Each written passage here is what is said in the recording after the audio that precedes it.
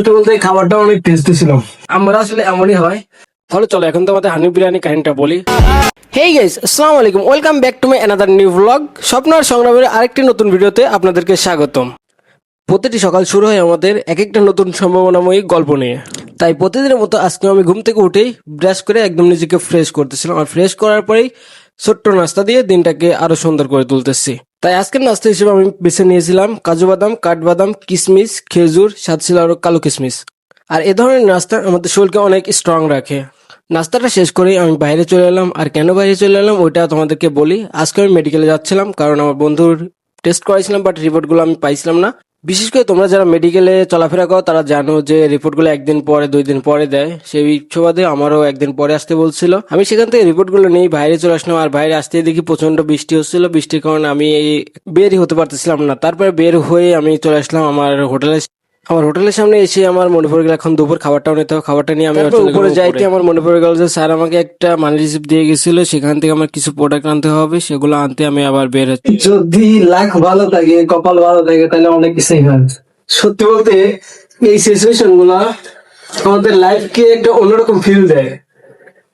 মানে ছিলাম ডিসিশনে থাকতে থাকতে ভাই আবার দেখো কি নিয়ে আসছে।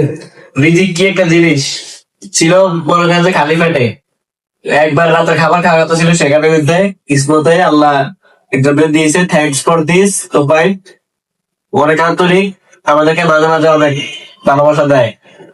সত্যি বলতে এই খাবারটা অনেক টেস্টি ছিল। রেগুলার যে খিচুড়িগুলো আমরা খাই ওইগুলো হচ্ছে এটার টেস্টটা একটু বেশি, অন্যরকম একটা ফিল পাচ্ছি। মাঝে মাঝে মনে পড়ে যে গ্রামে যখন পিকনিক করতাম ঠিক এই ফিলটা পাইতাম। এখন তো গ্রাম থেকে অনেক দূরে, সেই ফিলটা এখন এখান থেকে কিছু কিছু সময় কিছু কিছু মানুষের মাধ্যমে পাচ্ছি। দেখ বেস্ট অফ লাক আমার জন্যই। খাবারটা শেষ করে আবার রাতের খাবার খাওয়ার টাইম হয়ে গেছিল আমাদের, আর তখন আমরা চলে গেছিলাম হানিফ বিরিয়ানি থেকে একটা বিরিয়ানি পার্সেল অর্ডার করতে। সেখানে যে পরিমাণ ভিড় ক্রাইসিস দেখতেই তো পাচ্ছ তোমরা। তো এখন আমরা আমাদের রাতের খাবারটা খাবো। আর যেহেতু সন্ধ্যায় খিচুড়ি খাইছি, এখন আর বেশি কিছু খাবো না। এখন আমাদের খাবারের আইটেমে ছিল তেহেরি। আর এই তেহেরির মূল আকর্ষণ হলো এটাতে মাংস থাকে প্রচুর পরিমাণে, প্রতিটি ধাপে মাংস থাকে। তাহলে চলো এখন তো আমাদের হানিফ বিরিয়ানি কাহিনীটা বলি। হানিফ বিরিয়ানি এমন একটা বিরিয়ানি, ঢাকা শহরের মধ্যে একটা ব্র্যান্ড। মানে এখান থেকে বিরিয়ানি আনতে গেলে অনেক সময় সিরিয়াল দিয়ে দাঁড়ায় থাকতে হয়। আমরাও সেম কাহিনীতে পড়েছিলাম, আর তোমরা তো ভিডিও দেখতেই পারলে যে কতটা জাম ছিল। সেখান থেকে আমরা মাত্র একটা পার্সেল নিয়ে চলে আসছি। রাত মানে হরেক রকমের খাবার। এইমাত্র খিচুড়ি খাইছি সন্ধ্যায়, তারপরে এইমাত্র খাইলাম তেহেরি। তো তেহেরি যখন খাইলাম তখন ঠান্ডাটা বিশেষ প্রয়োজন, এটা বেস্ট। যাক, রাত বাজে প্রায় 11টা 29, কোনো গেস্ট নাই, রুম ফাঁকা। দিনটাকে কোনোভাবে পার করে পরের দিন আবার ঘুম থেকে উঠি আবার মেডিকেলে যাচ্ছে। রিপোর্টগুলো যেহেতু তুলছে, রিপোর্টগুলো এখন ডক্টরকে দেখাতে হবে। আর যেহেতু বন্ধু রনি আসতে পারে না, এই রিপোর্টগুলো আমার নাম দিয়ে আমাকেই দেখাতে হবে, আমার পরিচয় দিয়ে। মাঝে মাঝে একটু ভয় হচ্ছিল, আবার নিজের মধ্যে একটা জেদও ছিল যে আমি এতটুকু কাজ আমাকে করতে হবে, যেহেতু সে আসতে পারে না, তার এতটুকু সাহায্য আমি করতেই পারি। শেষমেশ আলহামদুলিল্লাহ আমি রিপোর্টগুলো দেখাইতে পারছি ডক্টরকে। রিপোর্টগুলো নর্মালি ছিল, কোনো সমস্যা দেখা যায়নি। তারপর আমি রুমে এলাম, রুমে এসেই গোসল করলাম। আর গোসল আগে কি কি করছি তোমরা দেখো। প্রায় 1 বালতি কাপড় সবগুলো ভিজাইছি, ধুইছি। আমাদের শরীরে কিছু কিছু সময় খুবই ছোট কাজগুলো আমাদেরকে অনেক হার্ড করে তোলে, অনেক পরিশ্রম দেয়।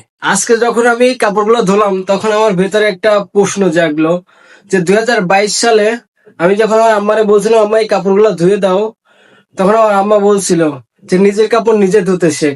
আর কিছুদিন পর এই আমাকে আর পাবি না কাপড় ধোয়ার জন্য।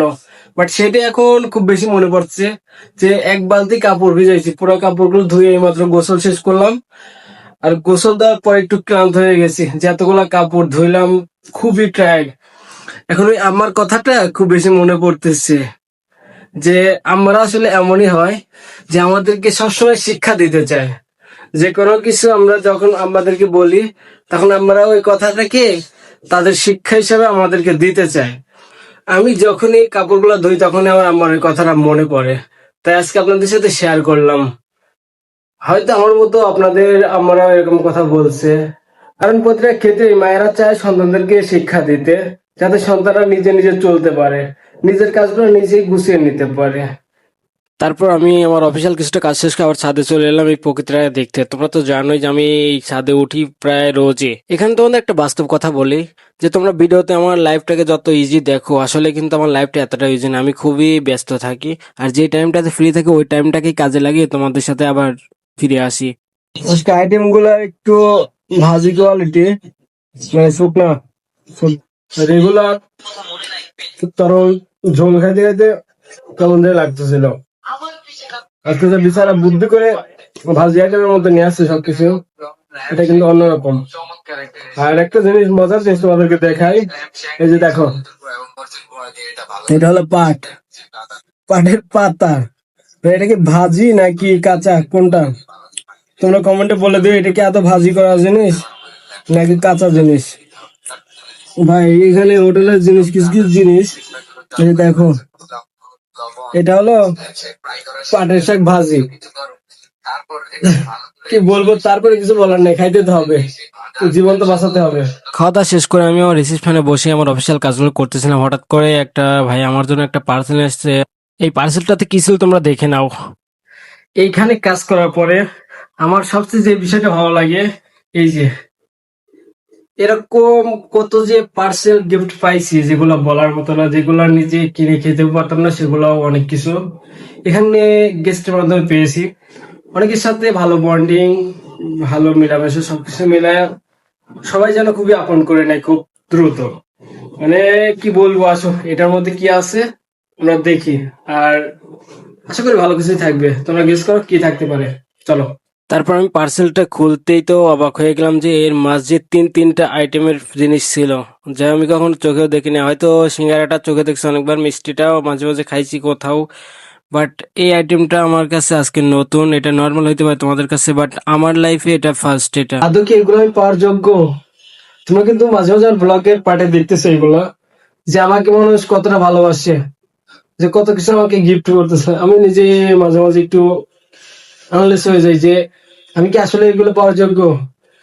তারপরেও যে আজকে এই পার্সেলটা দিয়েছে তাকে অসংখ্য ধন্যবাদ, আমাকে এতটা ভালোবাসা দেওয়ার জন্য।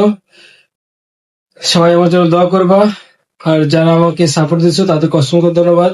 Bye bye. প্রতিটা রাত মনে হচ্ছে যুদ্ধ করে কাটাচ্ছি, মানে রাতে তো ঘুম আসতেছে না, আর ফোন টিপে ঘুমাইতে ঘুমাইতে রাত 4টা 5টা হয়ে যায়। সকালে একটু ঘুমাইতে যাই, সকালে এই কাজ ওই কাজ সব মিলে আর ঠিক মতো ঘুম হচ্ছে না।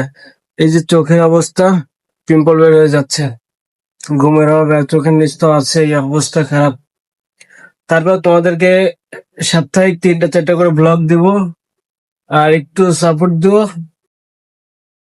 ব্লগগুলো যদি ভালো লাগে লাইক কমেন্ট শেয়ার করে পাশে থেকো। আজকে এই পর্যন্তই, টাটা বাই বাই।